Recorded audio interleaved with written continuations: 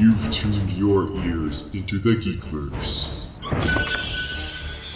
Join your hosts Taylor Field and Reuben Olson for this brand new episode where we review and dive into Assassin's Creed Origins. Now take a leap of faith into Geeks Creed, episode 11. Well, ladies and gentlemen, here we are. I am one of your hosts, Taylor Field. And I'm your other host, Reuben Olson. And we are episode 11, a very special episode of Geeks Creed, ladies and gentlemen. Why is this special? I believe you have a reason as to why it's special sitting right there on the couch. I do. I have Assassin's Creed Syndicate. We just picked it up. This Clearly. beautiful Steelbook Gold edition. Set me back a good amount of spare change that I collected. But it's Assassin's Creed Origins, ladies and gentlemen. Assassin's Creed Origins. 2 years in the making. Assassin's Creed Oranges. Wow. Aren't you glad we finally got this game? But it seems like it was just yesterday we got the first trailer, but now we actually have it, and we've played it. Time's gone by so fast, yeah. It has gone by so fast. We have played 12 hours of the game in hard mode. So, maybe we're not as far as you might think, because we've been dying a lot. It's pretty difficult. And I'm still convinced that it's been a little bit more than 12 hours. It was just a rough guesstimation, really. But we know we've at least hit 12 hours. We've rounded it down. We rounded it down, yeah. But you said it. We've been doing hard mode, and we would have got a lot further, but some of those missions... But, that's what we're here to talk about. Some of those missions and some of those glitches. Yeah, so if you haven't played the game yet... Go out and buy it, and then play it, and then come back and watch this, because we're going to be getting 100% into spoilers. But, what if they want to know whether they should go out and buy it? Then, you know what? Stick around. Actually, we'll just give a brief non-spoiler Yeah, that's what I was going to suggest. Here. Yeah. Let's do that right now. Okay, take it away. I would say Assassin's Creed Oranges is definitely an Assassin's Creed game you want to go buy if you've enjoyed any of the other Assassin's Creed games. If you're new to the franchise... then it's still pretty good. Go pick it up. It's a good starting point. If you don't want to go back and play AC1 or something like that, definitely pick up this game. If you've been burnt out on Assassin's Creed for a long time, maybe just on the story and stuff too, then whatever. Just stick around, listen to some spoilers, and then make up your mind. Mm-hmm. See, that was a very non-committal answer to that. Yeah, it was a vague yet very influential... decisive response. Informative is what I'm going for. It's like my favorite color. What's that? Plaid. Plaid. It's non-committal. Oh, well, I had really no expectation for this game. And not in the sense like I didn't expect it to do well. I expected it to do well, but I didn't know what was going to be delivered in the sense. I didn't know how I was going to feel with the new combat, all that stuff. But at the end of the day... it's taken my breath away. From an unbiased point of view, I think it's a game that, you should invest in, pick it up. It starts off great for new players to the series. I think it has such a fresh introduction for people. At the same time, it offers a fresh continuation in the storyline for veteran Assassin's Creed players, which is fantastic to actually see this game combine and just have such an impact on both areas. It's fresh and it delivers, and I think it's the Assassin's Creed game we should have got a long time ago. Everything that Thanks, Windows. It was Ubisoft sending us the thumbs up. Yeah, that's what it was. I think, as I said, it's a game that we were supposed to get this a long time ago, I feel like. I think this is what's going to save Assassin's Creed as far as I'm concerned. And, the theme alone, being in Egypt, if that doesn't pull you in, the combat and the storyline is second to none. Is going to just suck you into The tourism is amazing. The tourism, absolutely. That map, whoa, that is spectacular. Yeah. So much detail, and it's so thick. So thick. It's massive. But, so I think that's a pretty good non-spoiler summary. So, we're gonna jump into the gameplay now. Spoiler, just warning ya. So, spoiler gameplay alert. Spoiler gameplay. So we got our notes here because we were playing and we writing these Very things unscripted. down. Very, yes. So I'll let you take it away. So start from when you first were handed the controller and got to start off playing it. Well, it felt a little like I thought it would. I mean, we've talked about it tons before on the podcast. A lot of new combat mechanics. There's a lot more Dark Souls-y. There's a lot more having to like dodge and stuff. And we're playing in hard mode, so maybe the enemies react a lot quicker than they normally would in normal mode for normal players. But it was good. I liked it. It felt responsive. It took some getting used to, though, because it was quite different. And that's all I can really say about it. It's just a different kind of game. Mm-hmm. I like it, though. I like the action. I like the dodging. I like having to kind of think more about what you want to attack and do. Though it made me feel brain dead because I was dying so much. Every mission we did, we would go forward and maybe, like, pop a couple guys in the head and then go smack them about, and there'd be like 8 archers somewhere that just one shot kill us. Mm-hmm. And okay, maybe we should be more stealthy because we're assassins, but that play style of just running in and killing dudes wasn't there in hard mode. Well, I think that takes a lot more effort. Yeah, it definitely pushes you to kind of attack other perspectives and like ways to approach a situation. Yeah. Hard mode definitely does that. Yeah. It really pushes the stealth mechanic a lot and range a lot. Yeah. I mean, and we, at first when we were starting, we're like, oh, we got all these, like, weapons from pre-order bonuses and everything like that. We're like, oh, we're not going to try those. We're going to just settle with the weapons that we're given at the beginning. And I think within a matter of hours, we changed our minds and we were starting to use these other special weapons. We got sick of dying. Yeah, we were just dying. We're not that bad. No, just at this game. Just at this game. But I mean, that being said, like, it very much so, like, was a learning experience and a curve. Like, and I'm glad the beginning of the first mission, it's like, okay, here's your heavy attack, your light attack, X to dodge, all these different things. And it just... It's so weird how even though this was new combat, it just felt like this was Assassin's Creed at the same time. Mixed with everything else, it did feel Assassin's Creed-y in theme still. It did. And, like, it's funny because I did play For Honor like a week ago before this, and... You played For Honor? Yeah, my cousin has it, so I ended up playing it. He's like, here you go, try it. So I tried it, and... You beat any scrubs online? I got beaten online. Yeah, that's what the community's like right now. Yeah, but, you know, I'm glad I got to try it out because I was very much able to compare that gameplay to this, and it has so many similarities. Besides, take out the parry mechanic. Yeah, taking that out, and taking out, like, the direction of where you want to place your swings and everything like that. But, I mean, other than that, I think other than what makes up For Honor's combat. Yeah. It's just like For Honor's combat. No, that's fair. They took the best parts, I think, of For Honor to apply it to this in a simple way. Granted, this is a larger scale game, but just being able to have it being simple, like, bumper, light attack, trigger, heavy attack, and that being said, having different weapons, it varies. Like, you can have the club, and you smash into the ground. I love the clubs. It's fantastic. Those hammers and stuff, oh, those are my favorite to use so far. Mm-hmm. Then the spears are kind of cool for one-on-one combat, but suck in a group. And then we have our swords, which are just... they're the most boring weapon. Yeah. I like the dual swords, though. But then you lose the ability to have your shield. And the shield goes a long way. That's where we differ on the weapons there. I didn't like using the dual swords very much. Because I like being able to block and parry with the shield. Yeah. That was a lot of fun. Well, the shields are very important. For arrows especially. Yeah. And you get that ability that lets you, like, loot arrows that are stuck in your shield. So yeah, when you want to use your bow all the time and you only have, like, 2 arrows for one bow. Yeah, and, you know, we really had to invest carefully in that skill tree, which is all... I mean, they had kind of like a skill tree set in Syndicate, but this time around, like, it's very much centered and tailored around, like, what kind of an assassin you want to be. It doesn't feel like, oh, I can unlock everything as I progress, but literally you have to invest certain points to really customize yourself. And we were trying to center it around on, like, getting bonus XP for doing certain things so that we get more ability points, which is very cool, but...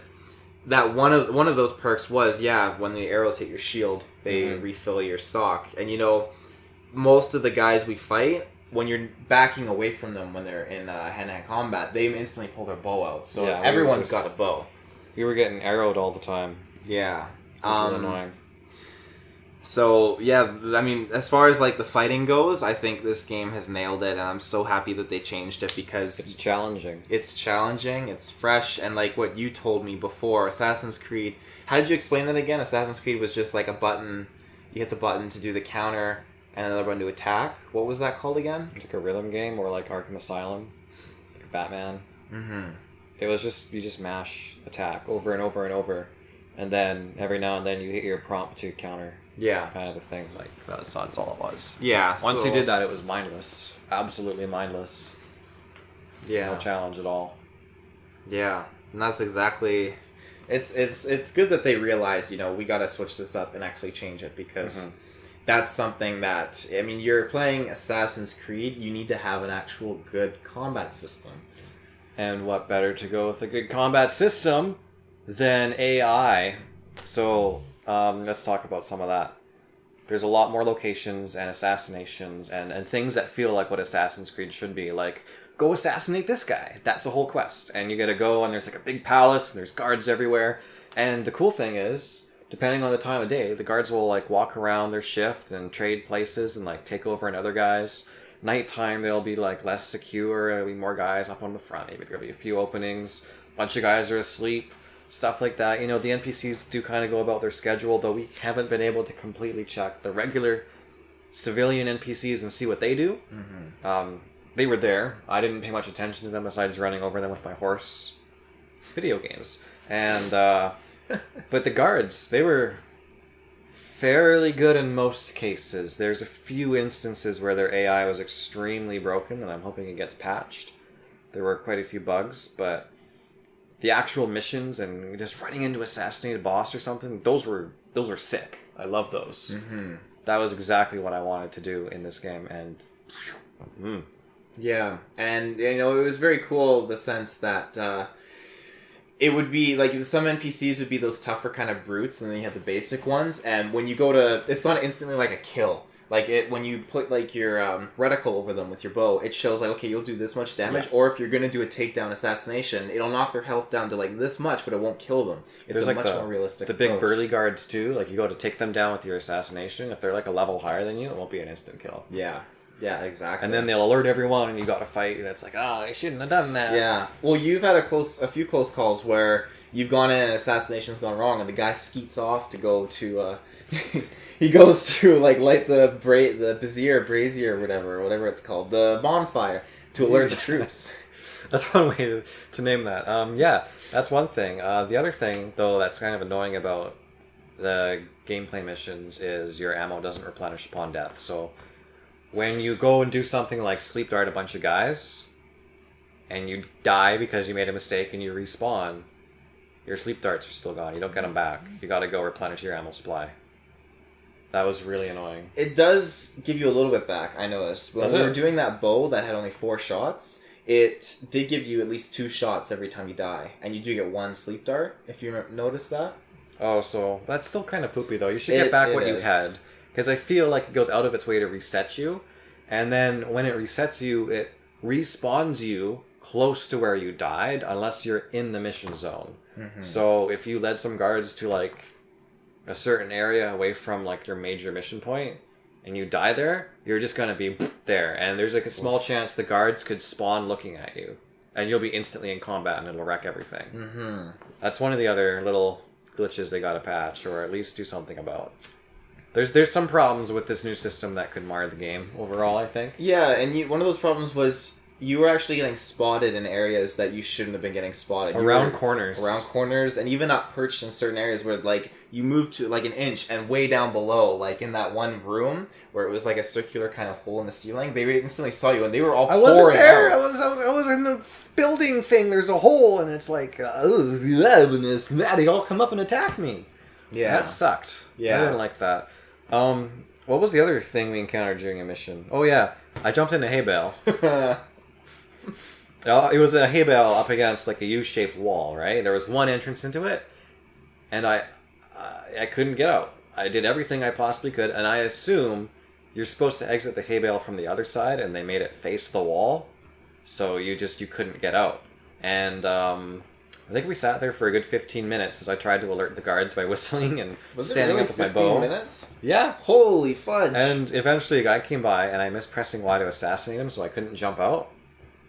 And they shot me with their bow and arrows, and then I died. Mm-hmm. Yeah. So that was kind of poopy. That's just a one-off glitch. I'm hoping that's not a consistent thing in the game. I'm hoping it's the one-off, but I mean, I've had a few. It was you that fell through the map, wasn't it? Yeah. Yeah. I think you have a good clip of that to maybe slip in here. Yeah. There'll be a couple. We got a couple shots of some interesting glitches that we've encountered. Because, yeah, that was funny. You fell through the map, and, you're doing that flailing thing, but then all of a sudden, you went all gymnastics and, stretched out into this weird pose. Well, the worst part is it was during a mission, and we were failing it a bunch of times, and it sucked to have to lose the mission again that way. Mm-hmm. Yeah, that wasn't fun.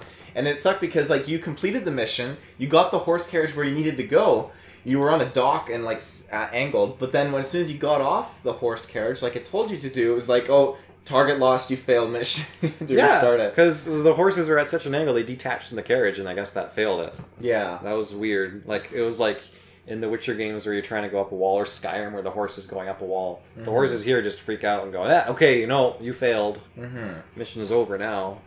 And just to keep this, these are really the only negatives, at least, that I have with this game, but to keep this trend going, there was a dude around a pillar, and I stood around the pillar, and he was walking towards me, and then I assassinated him. But the assassination, transferred me sideways into the pillar. So I could kind of zoom out a little bit, and I could see I was in this frickin' pillar. And so all of a sudden, there were about 20 guys that were just around me. And so it got to the point where, okay, I'm going to just pull out my spear, because it has a longer range on it. So I'm swinging the spear from inside the pillar, killing them, and then they were all dead around me.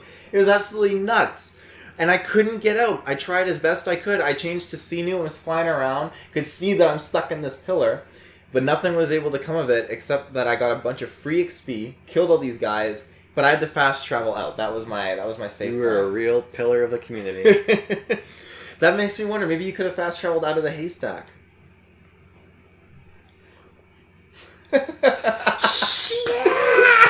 Why? Mind blown. There we go. I didn't think of that. I didn't think that of was that before either. the pillar. That was before the pillar. So yeah. that's not that bad. It's not like you already did it and I forgot. Wow. Aside from that, the only other bug was the moment where I paused on the loading screen for a little bit, and then I paused on the start menu, and then when I came back out of it, the game froze for about a good minute. Typical new release bugs for a Ubisoft game, I'd say. Yeah. And hopefully they actually fix them. I hope they do. I mean, this seems to be like their baby, so I'm pretty sure they'll... Yeah. Yeah. They better fix it. Yeah, they Unless better. it bombs. I mean, but considering, from the starting point to where we reach now, that was really our only time where the game actually froze, just for a tiny little bit. And then there is the ghosting effect, which I didn't really notice it until you actually said something about it. It was just in the modern day, and pretty sure your TV didn't help that fact. I got a shitty TV is what he's trying to say. He's just being polite about it. It really amplified some scenes where there was already a ghosting effect in the game. I'm playing with AVI cables on my Xbox One S. Are you? No. No. I mean, I believe it. I believe it with what I saw. Oh, no. Hey, what else from a gameplay perspective can we talk about real quick? I think there was underwater combat. Underwater combat. It's clunky, but it's there. I mean, better than not having underwater combat, I suppose. Well, you played Black Flag, correct? I can't remember. Excuse me. You played Black Flag, right? I played a little bit of it. So, now, you could go underwater in that sense, but I feel like... I don't remember if there was the combat. No, it was just escaping from the sharks and stuff like that. Pretty sure if there was any combat, maybe there was a move or two. I can't remember. It's been a while. Yeah. This definitely felt like they put a lot more effort into it, but it's still... It's as realistic as can be for swimming around underwater with clothes on and stuff and holding heavy weapons. Mm-hmm. Yeah. It's not like you're going all Final Fantasy, just twirling and going anime on everything, but... Yeah, and it's neat because it is literally a whole new world down there. You're floating on the surface and you got the boats and everything, but as soon as you go down, you got tons of fish. A new fantastic point of view. It is a good, fantastic point of view. Yeah. our first experience with the water was really those alligators. Yeah, and even then you kept dying. We both kept dying. We couldn't figure it out. And then you switched to one of those pre-order bows or whatever. That's when we first started. Yeah, and then it was like 2-shot kills. 2-shot kills. That was nice in hard mode because I think the alligators are below our level and they were still beating the crap out of us. Yeah. Yeah, so that kind of brought us up to par with where we should have been. Or I think we just had a low-level bow equip too, which didn't help. Yeah. And then that was funny because we got to a point which has become kind of like a joke throughout as we've been playing. But the quest we were doing, we were trying to get... This woman's husband was gone. So we were like, okay, we'll find the husband. He's way off on this little island surrounded by the alligators. And we killed the alligators and we talked to him. And he was smashed out of his mind. He did some crazy stuff last night. He didn't know what was going on. He didn't even think he had a wife. And he was talking about how he had some hell of a swinging time with some woman. And so yeah, we told him he had a wife. He didn't understand what that meant. She married him Yeah. while he was really drunk. And then said that he had to pay his virginity tax. Thanks, Ubisoft. And he said, no, like, I don't want to pay. I didn't want to get married. And her two brothers, the wife's two brothers come out and he's like, they're going to kill me. And so we have to save this guy from paying virginity tax. And morbidly killed this lady's entire family. Yes, apparently. She was... What a way to go. Like, aside from that, like, I think I know they're going for a serious thing. At least I think that was serious. I can't tell if they were really going for a comedic approach there. Virginity tax is not serious. Okay. There's no way. You can't. No, let's make a whole, like, quest line out of it. Well, then that, and I mean, personally for me, a few other things that we've encountered, quests and stuff, they're really funny. Like that, there's that one boy shopkeeper, and he's, like, traveled everywhere, and he's got some of the rarest shit in the game. Mm-hmm. Like, how does a boy come by that? I don't know. I think it's questionable. Questionable? Very questionable how he obtains those. Yeah. Yeah. So I think we've covered most of the gameplay, and that's what we've played. 12 hours of it. It's really, really good. Challenging on hard mode especially, with a couple of clunky flaws here and there that are fairly forgivable, and that's putting the glitches aside. Mm-hmm. Hopefully those get fixed. So, I mean, I've had fun with it. That's the main thing, right? How do you feel about some of the environmental like things, like being able to like light the torches and at the same time, like you can break the pitch and the oil goes everywhere, and like that has caught you off guard too sometimes. There's a lot of games doing it right now though, and so I guess Assassin's Creed Origins is late to the show, but it's good to include, and I like that. It's kind of fun to think about that. Would you say that in the sense of us dying in the game, we've been killed by pitch more than swords and arrows? Yeah. Yeah. Yeah. I would agree with that. Maybe not the arrows. The arrows they're on par with that. Mm-hmm. So how do you feel about then going back to like the skill tree, like with getting like the weapons and stuff like that, with the skill tree and unlocking these new abilities? How do you feel in a sense like? That's okay. Yeah. Yeah, I don't have a problem with that. I play a lot of RPGs, so. Because my curious thing was like, it seems like it could be a bit too much having access to 2 bows and then the sleep darts and then the grenades all in one panel, especially because you have to hold the left stick down. It does take time. So to add an extra bow on top of that, I feel like that's a little too much because it's just an extra useless space. If you're planning out your mission, just go into your inventory and swap it on your own. I feel like it's kind of unnecessary. Or just don't invest in everything in the game. I mean, you're eventually going to get to the point where you're this assassin that has all your skills unlocked, but at least for a good chunk of the game, try to focus on a tree that you like and choose a particular play style that you want to go with. Because if you go into everything like we did, it just becomes too much. Like, oh no, I have to swap to my other bow for an arrow that I still have in my inventory because I'm so weak because I haven't invested in one thing. Mm-hmm. You have to really employ all those abilities, and being the Vanguard didn't work out for us very well. Right? The weapons themselves, having the different damages and qualities, are really neat, actually. It's Diablo-esque. Yeah. I'm glad that there's no like degrading on them or anything like that. No quality. Yeah. Thanks, Breath of the Wild. I very much like how it's easy to obtain new weapons, and even then like the outfits too. I mean, those are so much fun. Like, we were swapping outfits all the time, and the towel. That's the best one. It's part of the story. You guys know exactly what we're talking about if you played the game. Every time you stab a guy, you can be like, it's time to throw in the towel. Yuck! Like, how could you not want to wear that costume? Yeah, and I mean, I give them credit for getting creative about toggling the hood. Like, he's got a towel around his waist, and then just for the hood, he's just draped a towel over his top part. And then he's totally naked around his torso, which is fantastic. But I mean, those toggling ankles. those ankles, yes. Yeah. Running barefoot on the roofs. But toggling the hood off and on, and then changing his like beard and hair, I think that's great stuff. The mounts too, getting the different mounts. You can get a unicorn mount, which is absolutely fantastic. You can get a Fidget the camel. Fidget the camel, yeah, we picked him up for a steep 600 coin. Ooh. But he was totally worth it. We got Fang, who came, I think he was one of those bonuses, right? DLC bonus, yeah, Fang. And he's got like a horse with tusks and stuff. But on top of that, aside from like the costumes and the mounts, I think that it's so fresh and enjoyable in that sense. But other things for gameplay, I mean, we can talk a little bit about Sinu here. Sinu and a little bit of what the online content is like, kind of. The online content? Avenging other players. Oh, right, yes. Yeah. Yeah. And that's like a quest that you come across where you see another player's corpse where they've been killed. And then you just get a quest to go kill the characters that killed them. I mean, I didn't see much of a point to it. It's just like an extra little thing you can do, which is kind of fun. Mm-hmm. I guess. I definitely felt like, because we found a lot of them in areas where we died, so I'm not sure if maybe did they die trying to do the same quests, or did they die because they were trying to avenge us? I like to think the latter's the case. Probably our bodies just littered everywhere in certain spots. Most likely, yeah. The other cool thing is the photo mode. That shows up from what other players' photos have been taken. Like, you can go on your map, and there'll be little spots where people have taken snapshots. Some silly, some serious, and some just cool looking, right?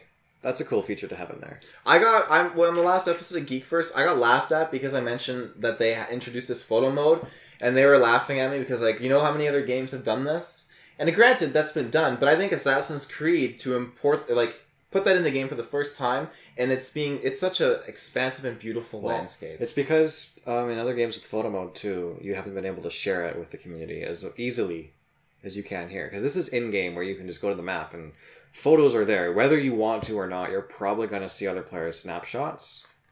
And it's but with other fun, games, too. you'd have to like take a photo, upload it somewhere, or like import it off your hard drive on the console. That's time consuming just to get a snapshot, right? Mm-hmm. So who's going to use those photo modes? But this one you can actually like kind of fool around with. It's a great way of having the single player incorporate a large multiplayer aspect. Mm-hmm.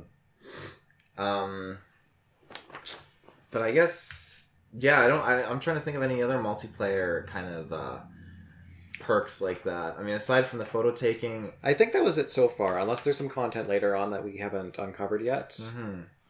But otherwise, we have covered everything except Sinu. Mm-hmm. So let's talk a little bit about our special little burb. I mean, he's a lot smoother than I thought to control. A lot of fun, actually. A lot of fun. Picking out your targets and, just coasting around, and then even being able to harass. I just love doing that. He's like your little buddy. You want to keep him safe. And it's better than in Far Cry where you're running around using your binoculars all the time. Just where you're standing. No, you got to like go up and get a bird's eye view of the whole location. Fly around, and it gives you a really good way to plan because you get to see the landscape from above. Mm-hmm. Mm-hmm. And then lore-wise, story-wise, it makes a lot of sense for like Eagle Vision and stuff, right? It does, absolutely. And there's a lot of lore in this game. There is so much lore, but the way the lore is just dropped, it's dropped in such a casual way for new players, but then as veterans of this franchise to go into it, when they drop it, it's like, oh, woo! Like, there's even nods to the movie. There is nods to the movie. Yes, we got Aguilar's hidden outfit. I mean, that's one of the nods that I picked up. And then obviously the emails of Sophia Riken and all that stuff. And Alan Riken's death and everything, like his notes on like his body and how they totally covered up the fact that he was murdered. And they said at the end of Assassin's Creed, the movie, that it was just he was the victim of a gas leak. And they made fun of his robes and stuff, like the whole Black Cultist thing that was going on. Yes, they did. So I know that's one thing that I was very much looking forward to, and I might have mentioned it in previous Geeks Creed episodes, was the fact that, I really hope that the movie, if we do get a sequel or not, at least this is something that they can continue and introduce in the game sequel itself. And I'm so glad they did.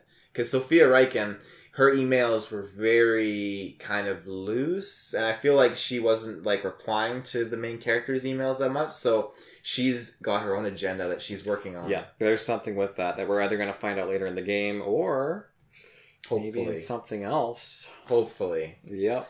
And it was very cool to see the nods about the different Animus machines, too. Like, she was pursuing Like the arm thing. Yeah, and then we got to take a look at the portable suitcase Animus. The Animus area, I think it is. And the other movie tie-in is the costume. We got Aguilar's costume, and that's really cool to have. Yeah, very unfitting for the setting, but really cool just to... Very cool to don his robes, which it was available through Twitch Prime, which I think you can... It's connected with Amazon Prime, so just you can try an Amazon Prime trial for like 30 days for free, and then you can connect it with Twitch Prime and redeem all those exclusive Origins perks, and then just cancel your trial on Amazon Prime. That's what I did, because I know it's bad and shady. You're probably not going to get sponsored by Amazon Prime now. I know, but I just wanted the free stuff. What can you say? I'm sure I'm not alone out there. We got to give something for all our homies out there, right? Yeah, exactly. Some free tips. Yeah. So, lore-wise, what kind of spoilers do you want to drop right now? You feeling like we should be general and vague, or do you think we should I think we should dive right in, because this is great stuff. Okay. I mean... Well, I will let you take it off then. You've got some very interesting little notes written down there. Oh, I got some great little notes here. So... First things first, like, I love how the story kind of alters between, like, a year. It focuses when he's with his son and then into the future, and then I think it just sticks with the future when after he's lost his son. It explains that situation very quickly and basically, and we don't need to touch upon it any more than they do in the game. Mm-hmm. And how he loses his son, like, you're not an assassin without coming to terms with a lot of loss and despair and stress in your life. There's a lot of reason for it, too. Like, the whole reason for Bayek and his wife to want to do what they do and eventually work under Miss Cleopatra. Like, there's a lot of stuff going on. There is. And I mean, a lot of good reasons for it. The biggest reason, at least for Bayek, because he keeps getting these flashbacks and these horrible, like, visions, but when his son dies, and I can't remember the name of his son, but he encounters, I think, I'm going to call him the Snake, I think. That's what their organization is called, the Order, also known, but they're the masked ones. Mm-hmm. And so they basically there's no Templars in this, so all these artifacts and pieces of Eden, they're really unknown to anyone. No one knows what they do. Even the Order doesn't even know what the apple does. They were just in possession of it. And they captured Bayek's son, and they escorted Bayek as a hostage in the situation.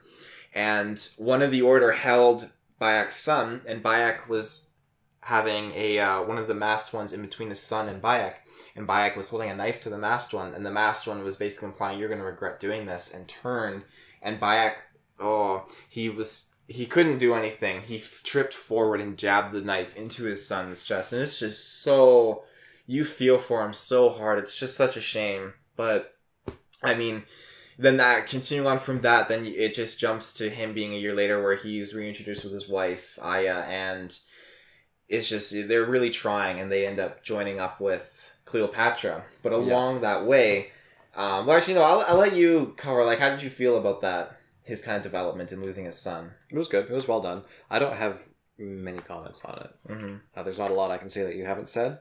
I do like how there's a lot of suspense behind the apple for Assassin's Creed lore fans. Like, anyone who knows what all the objects are, it's like this. They're not explaining it. It's just, I beat him to death with this thing. It's like, that's the apple. Don't just hold it like that. You gotta shine that thing and put it somewhere safe. But their treatment is like, it's this ball. Yeah, right? Well, they just think it's interesting, like treasure, whatever. Yeah. Just put it aside. But this is the Apple of Eden. And there's like a few Apple of Edens. The important plot point of him losing his finger.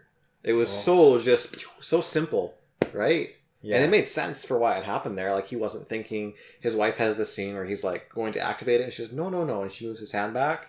And then during combat, he forgets and just loses the finger. Yes. And luckily, I snagged one of these bad boys right here. Assassin's Creed Origins Wristblade. It is so sexy. This bad boy. Oh my god.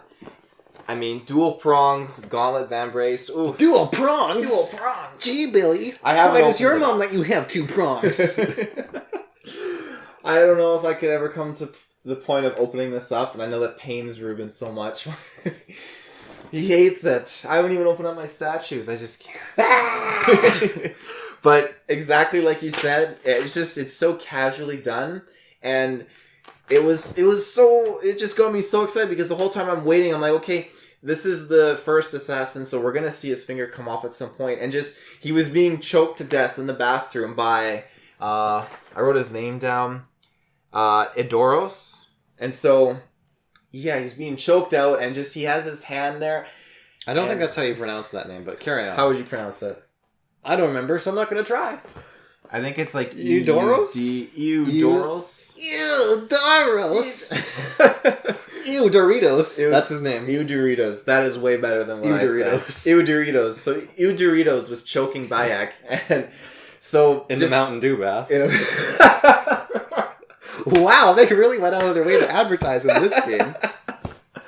Oh, that's fantastic. I really love the part where Bayek looks at the viewer and says, Mountain Dew's now only $2.99 at your local 7-Eleven. But puts it back down and goes back to stabbing the guy.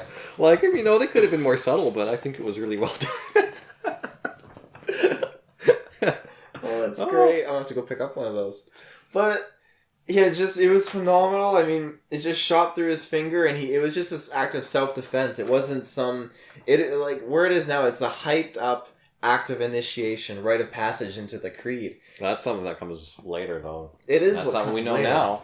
Yeah, it just makes me wonder, wow, there's at least 1,200 years between this and Assassin's Creed 1, and there's so much storyline we're going to have to find out. But... there's so much. There's references to the feathers. There's references to all the stuff that happens in...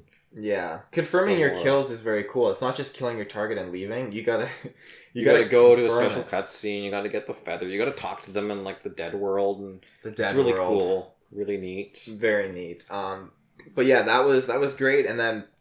jumping outside of the Animus to the present day, there's some cool stuff going on there, and it's handled far differently than the other games. Mm-hmm. You're in your own little cave, your own little world. You're doing all these things outside of Abstergo. You want to work for Abstergo, apparently. But they don't really want you. Yes. So you're doing all this without their permission, kind of? It seems like it. At least she's trying to gather all this credibility and this evidence. Yeah, that's exactly it. And we might not be related to the main character in the past anymore, too. It looks like you can just grab DNA now and plop it in the Animus. Yeah, well, that was the thing, at least with Black Flag, was in Black Flag, you were just a random person for Abstergo Entertainment, and basically they have the ability for you to play these memories, and they use that for their advantage. I felt like they were going to go back to that, but I guess not. No, yeah, I guess not. Especially one of our biggest questions right now that we haven't uncovered yet is you go down in the tombs later on, because you have Bayek's mummy where you've taken the DNA from him, and now you're exploring his memories. Mm-hmm. You also find out that Aya's buried there, and you find her body, and you attempt to experience her memories, and then that's kind of where we after we played some more as Bayek, we haven't gotten further, but we're thinking with the way the game's going, and with some of these huge hints here of experiencing Aya's point of view, that they're going to let you play as her too. Mm-hmm. And now, that's going to be exciting. When they revealed that part, you literally kept saying, this is the greatest Assassin's Creed, this is the greatest, were so happy. You know me. Well, that's why I handed the controller to you. Every time we got into the present, playing as Layla, I'm like, here you go. Well, that's why. What? I think I got that the first time, but the rest of the time, I never noticed that you just handed it to me. Well, I know you like playing as female characters in the video game, so... I just thought, I'll let you take it away. And it was very much nice just to sit and enjoy and you're just exploring the present.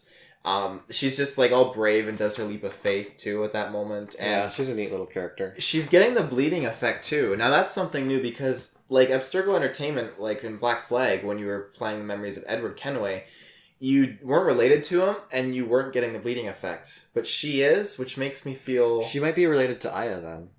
She could be. She might not be related to, I guess... Well, she's getting Bayek's bleeding effect, though. I feel like it's the way they're going with the story, it feels like in this introduction, she wants to work for Abstergo. I feel like she doesn't know the whole Templar kind of philosophy of it, but I feel like she wants to work for Abstergo, and this journey, as Bayek progresses, is going to turn her into an assassin. And I feel like we need a new Desmond. We need a new main antagonist. It's what people want. And I feel like she, for me, has a huge possibility of doing that. She's very interesting, and I really like her character. It's going to be very interesting to find that out. And, well, I think that's kind of where we left off with the game. There is one more thing. Now, the humanoids mentioned in the email. Oh, yeah. Yeah. There's some mention towards... I mean, we've been kind of spoiled about that with the trailers and DLCs about fighting gods and stuff, but I feel like that's going to play a big part in this game, because there's a lot of mention towards fighting, or getting to see humanoids. There's like a past clip or something that... It's mentioned in text of these strange humanoids that are 20 inches taller than any other human in the room. And Abstergo's trying to figure it out or something like that. People in the emails are trying to figure it out. Mm-hmm. And there's not much going on, but like you were saying before, they tried to resurrect one. Yes, if my memory serves me correct, back in Assassin's Creed Unity, the whole game was about the Shroud of Eden, or you said the... Shroud of Turin. Shroud of Turin, yeah.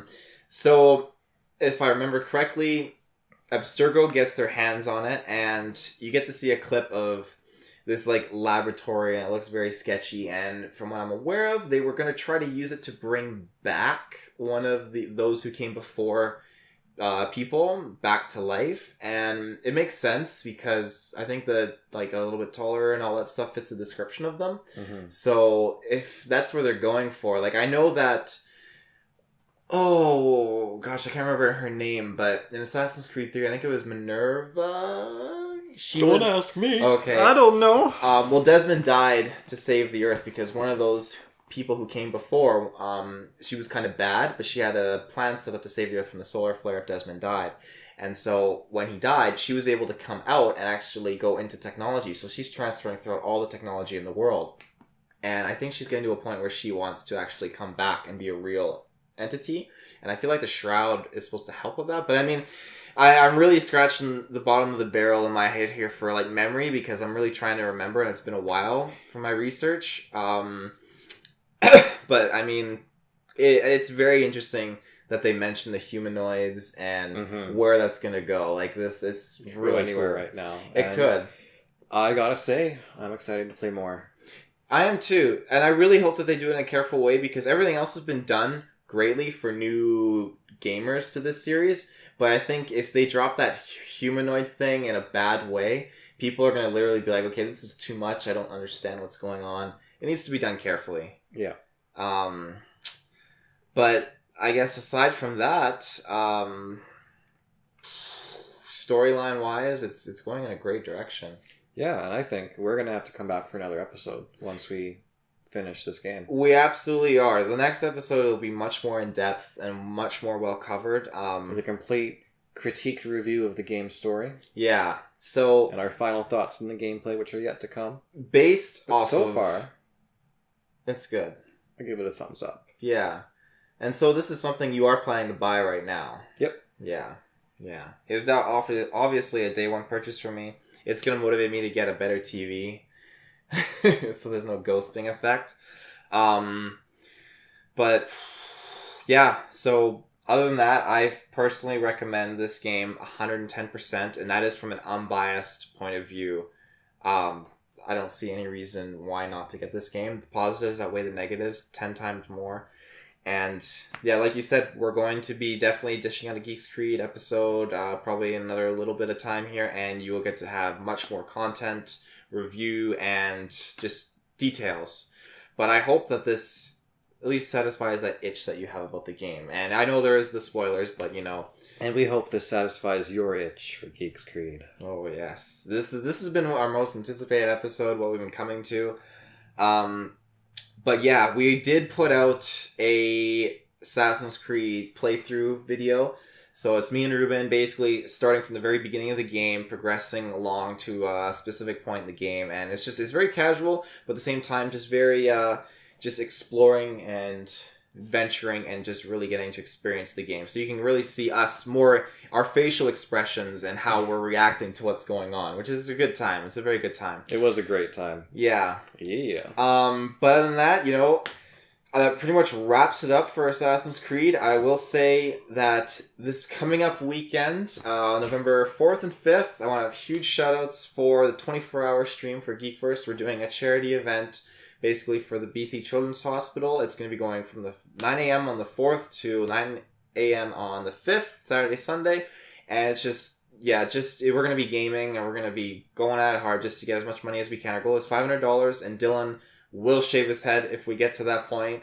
So that's happening. And then November 1st, we have Rod or Not episode 2.5 debuting. It's out now on Patreon if you're a supporter a month early, but that episode was a hoot and a hat to get published. But it is out. Yeah, it's been a lot of work. It's finally done. Mm-hmm. And it's a solid, like, twice as long amount of time as the first episode, but twice as much fun in every sense. I think it's... Is it twice as long or 4 times as long? I think it's twice as long. The first episode was about 20 minutes or so, and this one's about 40-something minutes. Fair enough. Yeah, so... All right. Very good. But other than that, check us out on Facebook at GeekVerse Podcast, and then our website, geekversepodcast.com, Twitter, GeekVerse Cast, Patreon, GeekVerse Podcast, all those sites, YouTube, Twitch, iTunes, SoundCloud, all over the web. Until then... See you in the search bar.